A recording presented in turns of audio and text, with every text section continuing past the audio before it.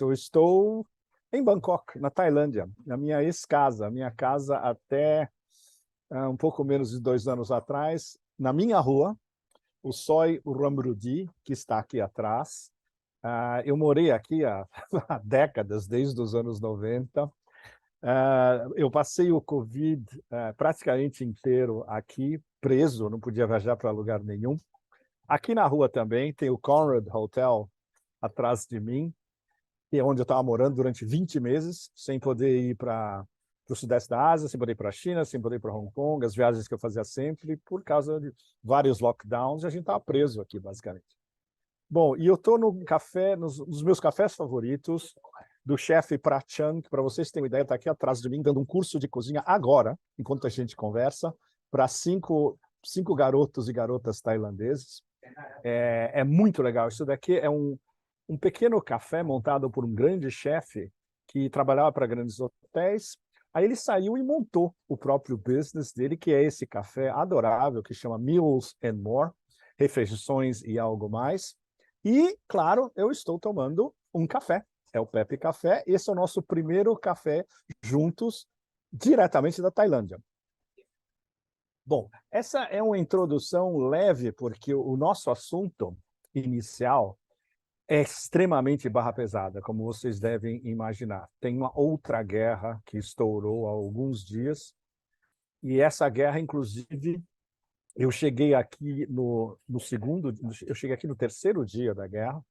Eu estava em Moscou até o fim de semana anterior, e já me fez cancelar uma viagem à China, que eu já adiei para pelo menos mais uma semana e meia depois. O fórum das rotas da seda, Belt and Road Initiative, BRI, é a semana que vem em Pequim, mas eu vou segui-lo ou daqui ou de Hong Kong, com fontes, amigos, muita gente que eu conheço que vai estar em Pequim, e fontes oficiais também. E porque a concentração agora, evidentemente, é a guerra na Palestina. Até uma pequena introdução pessoal para vocês também é legal.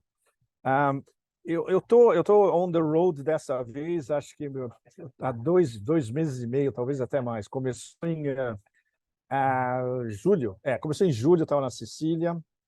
Depois eu voltei rápido para Paris. Em agosto eu fui para o que os melhores historiadores da Ásia Central definem como the Heartland, que é o coração das terras da Eurásia, entre Samarcanda e Bukhara, as históricas Samarcanda e Bukhara.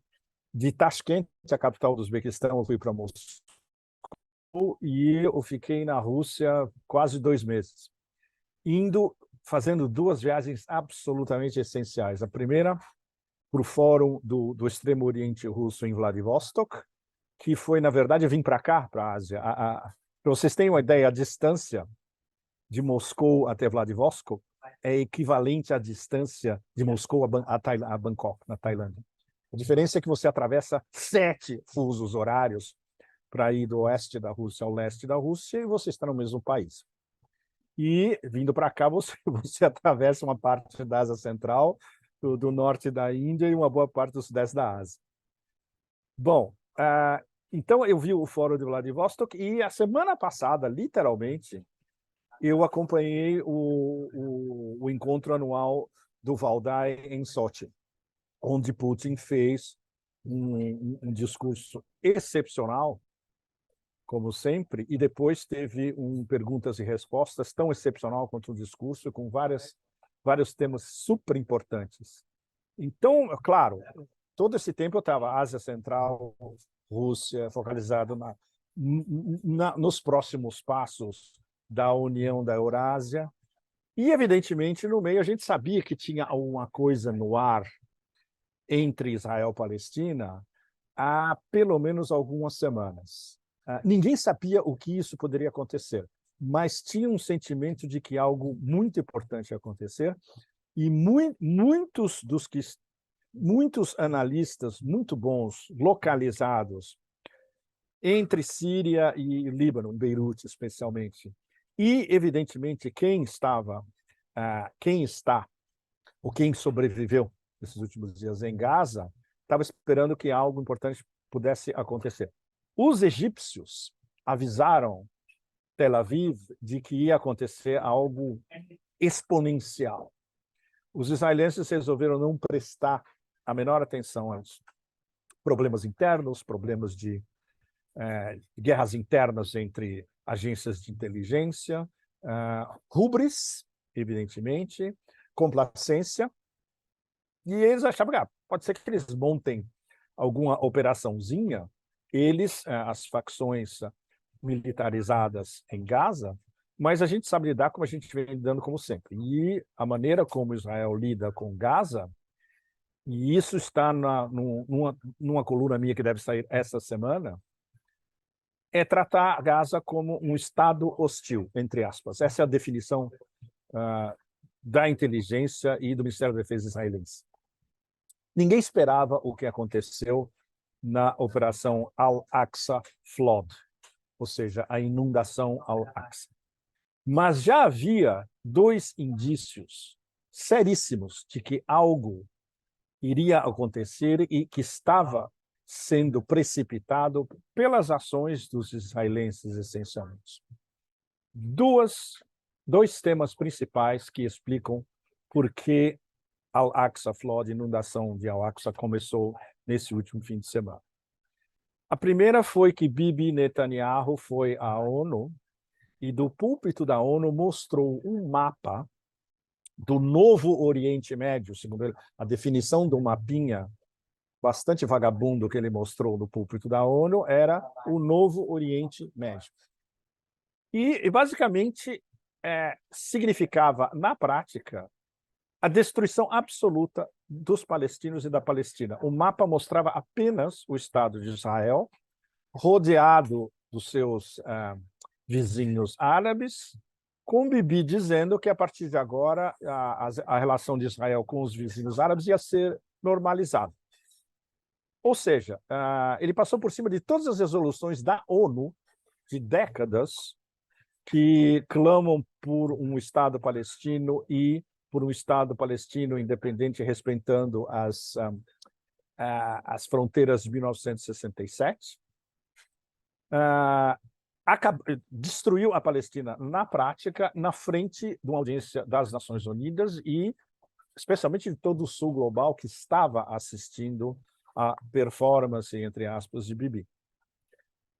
Muito pior foi o que aconteceu alguns dias depois em Al-Aqsa, em Jerusalém, terceiro mais sagrado polo do Islã e das terras do Islã.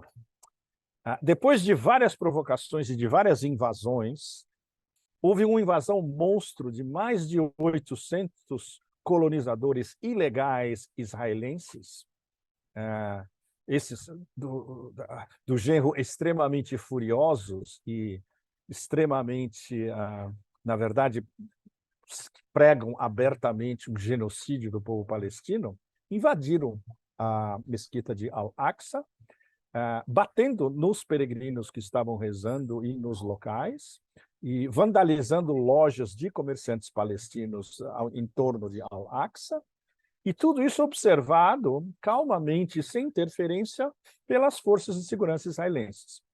Isso aconteceu dia 5 de outubro. Al-Aqsa Flood, a inundação de Al-Aqsa, começou na madrugada, quase manhã, do dia 7 de outubro, 2 dias depois. Ou seja, o que estava sendo planejado, e isso a gente já sabe, em detalhes, há pelo menos 1 ano, se não mais, ou talvez entre 2 e 3 anos, pelo chefe das brigadas Al-Qassam do Hamas, Mohammad Daif, cuja casa foi bombardeada nas últimas horas pela Força Aérea Israelense, matando o pai, várias crianças e vários membros da família de Daif, mas não o próprio, porque ele vive underground. A gente não sabe se ele está em Gaza ou se ele está no Líbano, mas ele está totalmente underground. Foi ele que planificou, essencialmente, as grandes linhas da operação Al-Aqsa Flood, inundação de Al-Aqsa. Então, o que aconteceu foi o mais extraordinário dessa história é que independente do julgamento sobre os métodos empregados pelo Hamas, que na verdade são réplica, em vários sentidos, dos métodos genocidas aplicados pelos israelenses há décadas. Não é uma questão do método de Hamas, é uma questão de que é uma tentativa desesperada de chamar a atenção não só do sul global inteiro, da maioria global do planeta inteiro, o ex-terceiro mundo, mas do mundo árabe inteiro, que os israelenses estão a ponto de finalizar o projeto deles, que basicamente consiste numa depuração étnica de Gaza e de expulsar os habitantes de Gaza, basicamente para o Egito, provocar um êxodo dos 2,3 milhões de habitantes de Gaza, que é a maior prisão a céu aberto do planeta, e isso confirmado extensivamente, inclusive por alguns dos melhores historiadores israelenses, como Ilan Pappé. Esse é o projeto, basicamente, do zionismo radical em Israel. O que restava para o Hamas?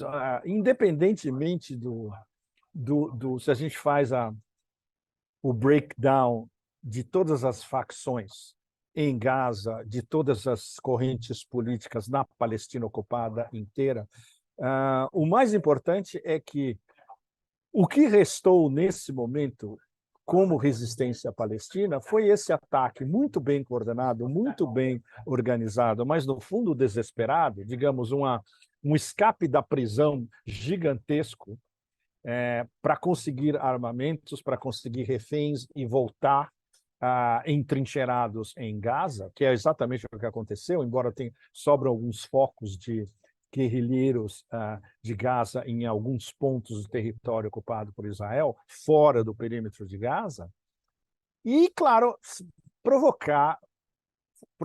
forçar o Estado israelense a sentar na mesa e discutir a sério a situação da Palestina.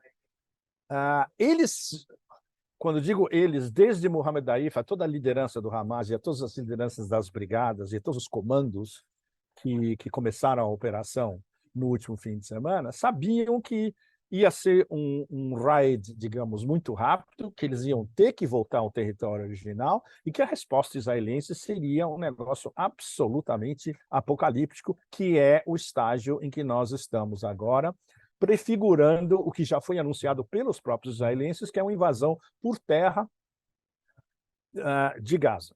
Eles estão no estágio agora de reduzir Gaza a ruínas. Tudo que está circulando na internet de vídeos e de fotos já demonstra que em apenas alguns dias, praticamente toda a Gaza vai ser reduzida a ruínas e a escombros. Isso tudo legitimado, evidentemente, pelo poder hegemônico e legitimado pelo Ocidente coletivo inteiro, onde entra Estados Unidos, Canadá, a Europa Ocidental, o que eu chamo já há anos de NATO-stan, do Otanistão. E, claro, isso é aplaudido na imprensa hiperconservadora, mainstream, financiada por oligarcas no Ocidente inteiro.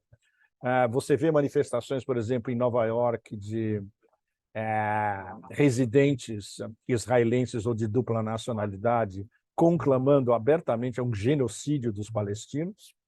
Você vê o ministro da Defesa de uma dita democracia em Israel conclamando ao vivo, em público e para o recorde histórico, a história vai cobrar isso, um genocídio absoluto dos palestinos, uma exterminação indiscriminada, onde civis não são civis, são todos animais humanos, entre aspas. Eu estou citando esse personagem.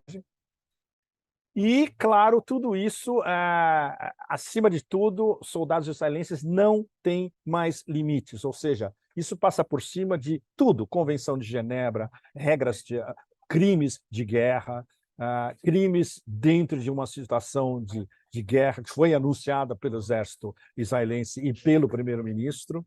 Na verdade, não é uma guerra, é uma espécie de tiro ao alvo numa cadeia fechada, numa jaula fechada, onde as pessoas não têm nem como escapar.